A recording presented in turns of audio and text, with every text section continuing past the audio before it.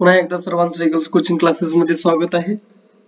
आपण पाहत आहोत effects of electric current standard 10 चा चौथा चॅप्टर, त्याच्यातला हा व्हिडिओ नंबर 2.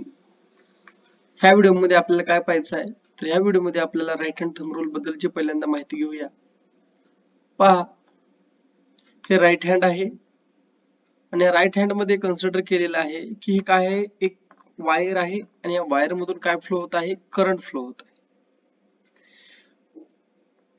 मग करंट फ्लो होत असताना ह्या ठिकाणी फिंगर कोण्या पद्धतीने म्हणजे धरलेले ते हेल्ड केलेले ते पाहू शकता.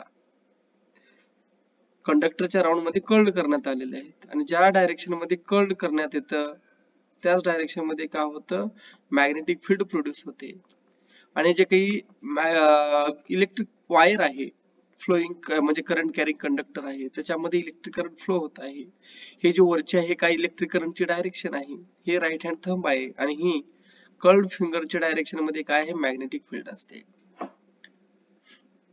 पहा, suppose you have held a current carrying conductor in your right hand. Consider kara, imagine that you have held the conductor in your right hand in such a way that your thumb points in the direction of the current.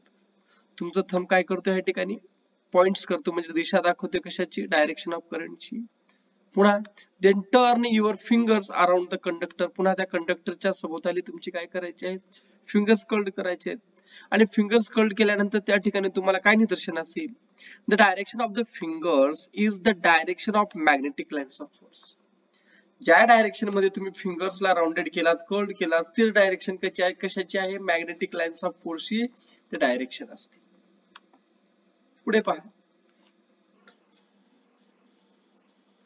हे diagram एकदा observation करा. हे काय आहे double एकदा सांगतो मी. Current carrying conductor, हे held right hand आहे आणि ज्या डायरेक्शन मध्ये फिंगर फोल्ड केलेले असतात ते मॅग्नेटिक फील्डची डायरेक्शन दाखवलेली असते. ओके, खाली पहा, magnetic field produced by current through a circular loop of a conducting wire. ह्या ठिकाणी तुम्हाला दाखवण्यात आलेलं हे काय आहे, या ठिकाणी पहा, दॅट इज कंडक्टिंग वायर. आणि कोणत्या डायरेक्शन म्हणजे कोणत्या शेप मध्ये आहे, सर्क्युलर लूप मध्ये आहे. आणि या दोन्ही मधून काय फ्लो होत आहे, करंट फ्लो होत आहे. आणि याच्यामध्ये तुम्ही पाहू शकता कार्डबोर्डवर दोन्ही साईडला काय झालेलं आहे, दोन्ही पोझिशनला म्हणजे ह्या पी पॉइंटला पण आणि क्यू पॉइंटला पण दोन्ही ठिकाणी काय झालेले आहेत, मॅग्नेटिक फील्ड स्वतंत्र प्रोड्यूस झालेले आहेत. ओके, हे पहा कंडक्टर लूप आहे आणि हे रेजिस्टन्स, हे बॅटरी, हे टोटल सर्किट आहे. Magnetic lines of a force of a magnetic field produced by current flowing through a straight conductor.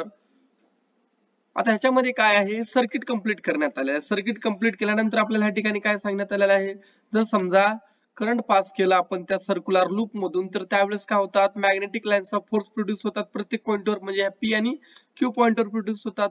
As we go away from the wire, जर समजा आपण त्या वायर पासून दूर जाऊ, as we go away from the wire, the concentric circle representing the magnetic lines of force will become bigger and bigger. ज्यावेळेस P किंवा Q point पासून जसं जसं आपण दूर जाऊ, ह्या ठिकाणी पाहू शकता वरचीवर सर्कलचा आकार काय होऊ लागला रे बाळांनो, इन्क्रीज होऊ लागला. पण एक लक्षात घ्या की ते सर्कल कधी एकमेकाला इंटरसेप्ट करत नाहीत, म्हणूनच आपण कॉन्सेंट्रिक सर्कल असं म्हटलेलं आहे. कॉन्सेंट्रिक सर्कल कधी एकमेकांमध्ये इंटरसेप्ट करत नाहीत. As we go away from the wire, the concentric circle representing the magnetic lines of force become bigger and bigger. आणि वरचीवर काय होत चालल्यात ह्या ठिकाणी पाहू शकता, मॅग्नेटिक लाईन्स ऑफ फोर्स वाढत चालली तिची.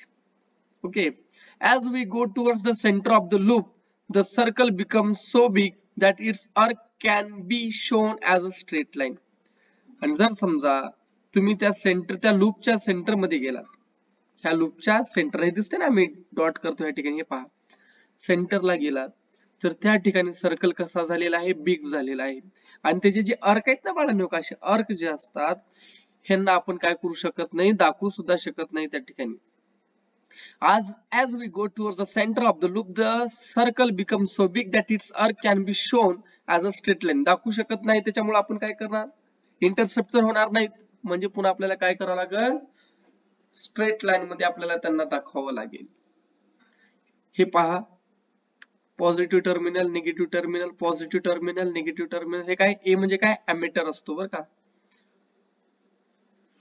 पुढे पाहूया, magnetic lines of the force near P and Q will be created near each point on the loop. म्हणजे ह्या ठिकाणी तेच डबल सांगण्यात आलेलं आहे, P आणि Q पाशी काय होतात, magnetic lines of force produce होतात.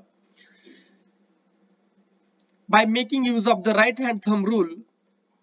आणि आपण ह्या ठिकाणी राईट हँड थंब रूलचा वापर करून प्रत्येक पॉइंटला आपण चेक करू शकतो की लूप मध्ये लूप कॉन्ट्रीब्युट्स काय करते, मॅग्नेटिक लाईन्स ऑफ फोर्स. कुठे, सेंटर ऑफ द लूपला. आणि हे काय जे मॅग्नेटिक लाईन्स ऑफ फोर्स आहेत त्या सेंटरला, at the centre of the loop, हे कशा असतात, सारख्या डायरेक्शन मध्ये असतात. ह्या ठिकाणी पहा, पहिल्यांदा डायरेक्शन या ठिकाणी वेगळे दिसत आहे, पण ह्या ठिकाणी पुन्हा काय होतात, स्ट्रेट लाईन मध्ये आल्यानंतर ह्यांची डायरेक्शन कशी असते, सारखी डायरेक्शन असते. कशी असते मित्रांनो, सारखी डायरेक्शन असते. The intensity of magnetic field at any point produced by a current flowing through a wire is dependent on the current.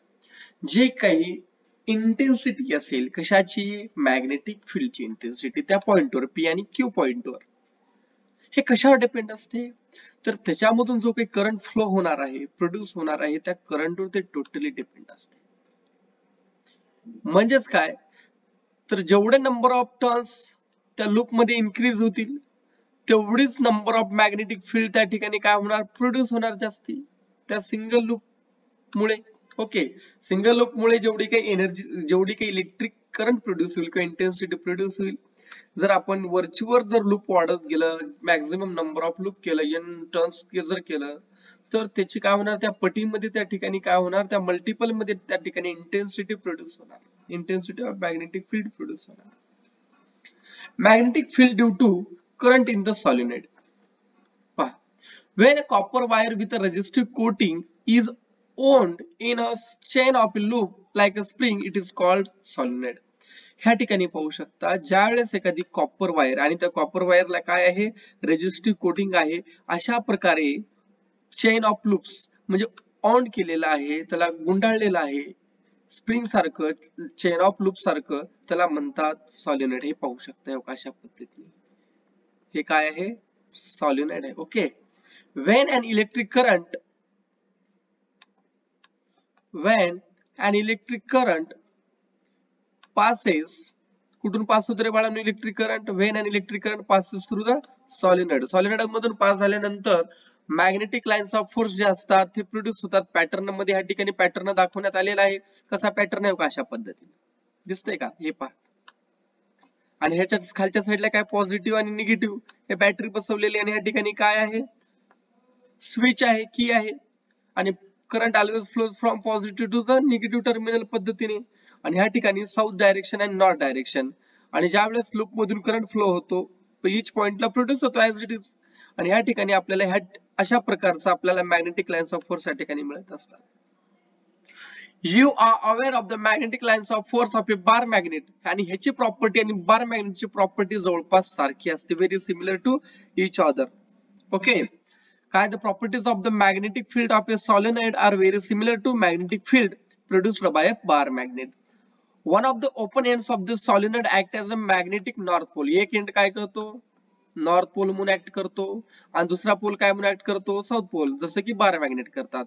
The magnetic lines of force inside the solenoid are parallel to each other. आणि जे मधल्या साईडला असतात ना, हे दिसतात का तुम्हाला वळण, हे पहा कसे ते स्ट्रेट लाईन मध्ये म्हणजे पॅरलल आहेत. का, कारण जे काही पॉइंटवर प्रोड्यूस होणारे जे काही लाईन्स प्रोड्यूस होतात ना, ते कधी पण एकमेकाला इंटरसेप्ट करत नाही. त्याच्यामुळे ते ऑलवेज काय असतात की त्यांची जी आर्क म्हणजे सर्कल प्रोड्यूस होण्याची कॅपॅसिटी संपल्यानंतर आर्क प्रोड्यूस करतात. आर्क म्हणजे काय, अर्धा सर्कल. आणि पुन्हा जर त्यांची मर्यादा संपल्यानंतर ते काय होतात, ते एका स्ट्रेट डायरेक्शन मध्येच ते मॅग्नेटिक फील्ड दाखवत असतात, लाईन दाखवत असतात. आणि त्यांची डायरेक्शन कशी असते रे बाळांनो, ह्या ठिकाणी जरी वेगळी वाटत असेल तरी त्या ठिकाणी त्यांची डायरेक्शन कशी असते, सारखी असते. This means that intensity of magnetic field within the solenoid म्हणजे जे इज युनिफॉर्म एव्हरीवेअर. म्हणजे काय, तर सॉलिनॉइडच्या आतमधील जी काही मॅग्नेटिक फील्ड इंटेन्सिटी म्हणजे इंटेन्सिटी जी आहे मॅग्नेटिक फील्डची ही प्रत्येक पॉइंटला कशी असते रे बाळांनो, युनिफॉर्म असते.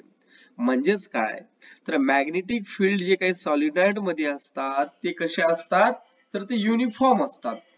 कसे असतात, युनिफॉर्म असतात.